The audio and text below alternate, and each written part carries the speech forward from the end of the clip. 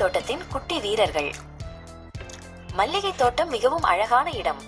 எங்கு பார்த்தாலும் மல்லிகை பூக்களின் வாசனை வீசும். அங்கே ஆரிஸ் மற்றும் நியாஸ் என்ற 2 சிறுவர்கள் மகிழ்ச்சியாக ஓடி பிடித்து விளையாடிக் கொண்டிருந்தார்கள். அவர்கள் விளையாடிக் கொண்டிருந்த போது திடீரென்று வானத்திலிருந்து ஒரு பெரிய பிரகாசமான ஒளிப்பந்து இறங்கி வந்தது. அந்த ஒளிப்பந்து தோட்டத்தின் நடுவில் மெதுவாக வந்து விழுந்தது. அந்த அதிசய ஒளி ஆரிஸிற்கு மிகுந்த தைரியத்தையும் நியாஸிற்கு எதையும் யோசிக்கும் சிறந்த அறிவையும் சக்திகளாக கொடுத்தது. அவர்கள் இருவரும் இப்போது மிகவும் வலிமையாக உணர்ந்தார்கள்.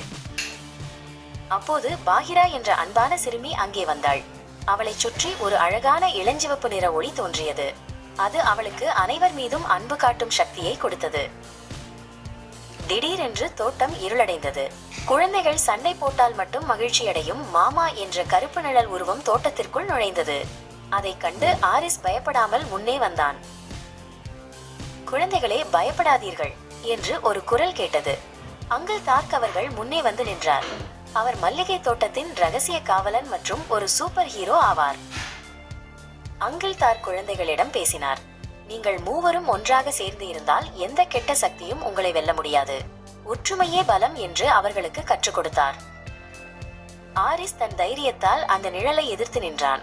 நியாஸ் தன் அறிவை பயன்படுத்தி எல்லாரும் கைகோர்த்து நின்றால் நிழலை விரட்டலாம் என்று ஒரு திட்டம் போட்டான். பாகிரா தன் அன்பான மனதோடு ஆரிஸ் மற்றும் நியாஸின் கைகளை பிடித்துக் கொண்டாள். அவளது அன்பின் சக்தி அந்த 2 நிழலை மெதுவாக கரையச் செய்து அதை மறைய வைத்தது. அந்த நாளிலிருந்து ஆரிஸ், நியாஸ் மற்றும் பாகிரா மல்லிகை தோட்டத்தின் குட்டி சூப்பர் ஹீரோக்களாக மாறினார்கள். அவர்கள் மற்ற குழந்தைகளுக்கு எப்போதும் அன்பாகவும் ஒற்றுமையாகவும் இருக்க கற்றுக் கொடுத்தார்கள்.